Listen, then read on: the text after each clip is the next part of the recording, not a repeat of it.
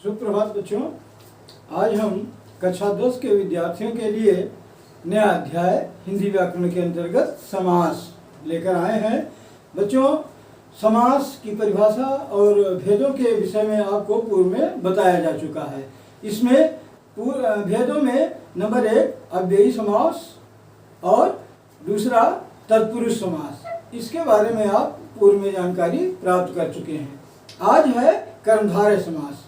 कर्मधारय समास का पहला पद विशेषण और दूसरा पद विशेष होता है, अथवा इसको यह भी कह सकते हैं कि पहला पद उपमान और दूसरा पद उपमेय होते हैं। अब हम विशेषण और विशेष कर्मधारय के उदाहरण देख लेते हैं।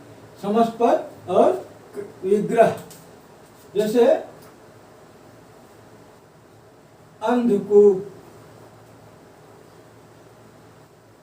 इसका पद विग्रह है अंधा है जो कूप, अंधा है जो कूप। अब इस वाक्य में अंधा विशेषण है और कूप विशेष है।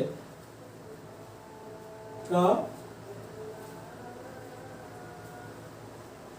पुरुष, कायर है जो पुरुष, कायर है जो पुरुष। इसमें भी कायर विशेषण है और पुरुष विशेष है। अगला है नीलकंठ,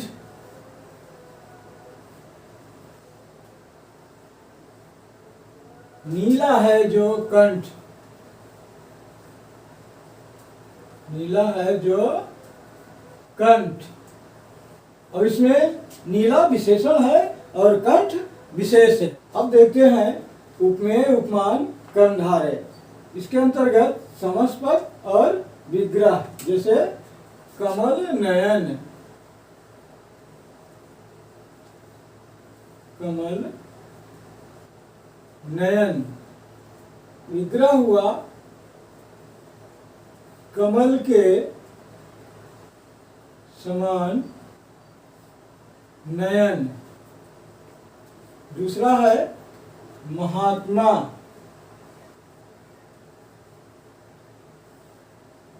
इसका विग्रह है महान है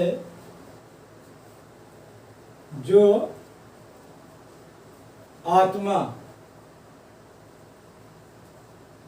अगला है चरण कमल, कमल के समान चरण, कमल के समान चरण। कमल के समान नयन। अब कमल उपमान है और नयन उपमेय है। दूसरा है महात्मा, महात्मा में महान है जो आत्मा। अब महान उपमान है और आत्मा उपमेय है। अगला है चरण कमल, चरण कमल में कमल उपमान है और चरण, ये हुआ कर्मधारय समास। अगला है द्विगु समास। द्विगु समास में समस्त पद का पहला पद संख्यावाची होता है, जैसे चौमासा, चौमासा,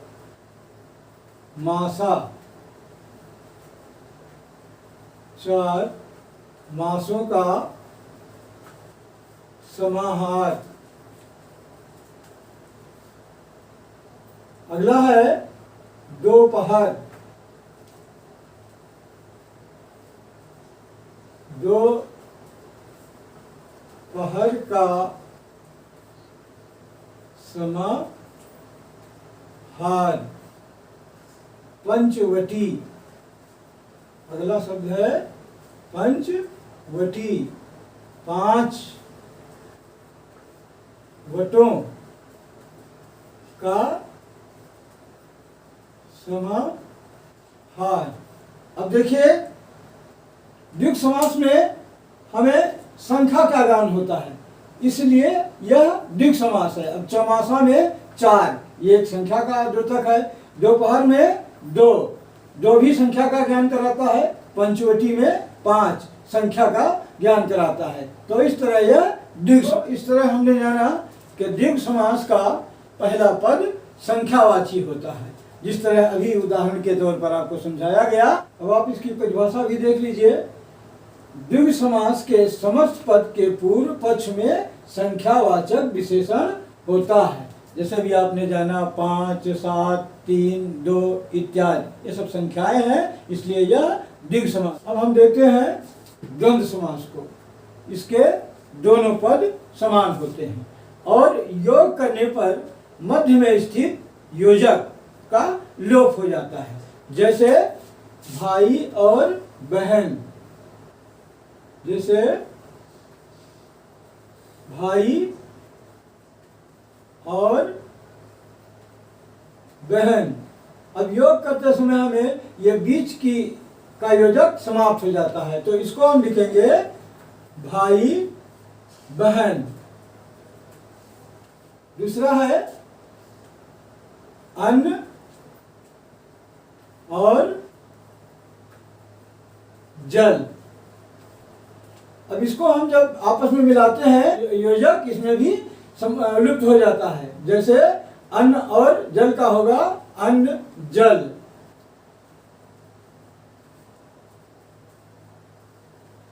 जल हवा और पानी, तो इसमें भी बीच का योजक लुप्त हो जाता है और रह जाता है हवा पानी। तो इस तरह यह हुआ द्वंद्व समास। अब इसकी परिभाषा जान लेते हैं। जिस समस्त पद में दोनों पद समान हो वहां द्वंद्व समास होता है।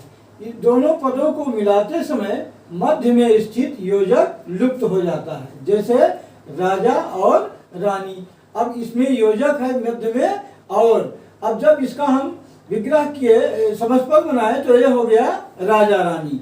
सुख और दुख में और शब्द का लोप हो गया तो यह हुआ सुख और दुख।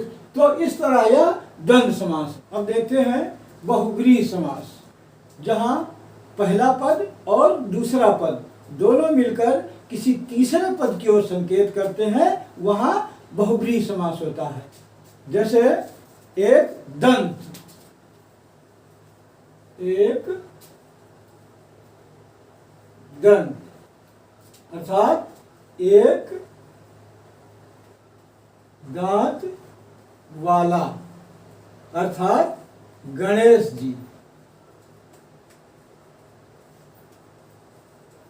दूसरा है चक्रधर, अर्थात चक्र को धारण करने वाला। कौन? कृष्ण।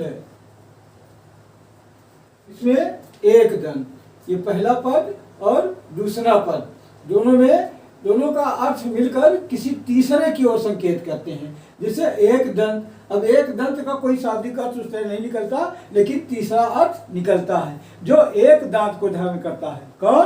अर्थात गणेश जी। दूसरा है चक्रधर, पहला सब पद है चक्र और दूसरा पद है धर।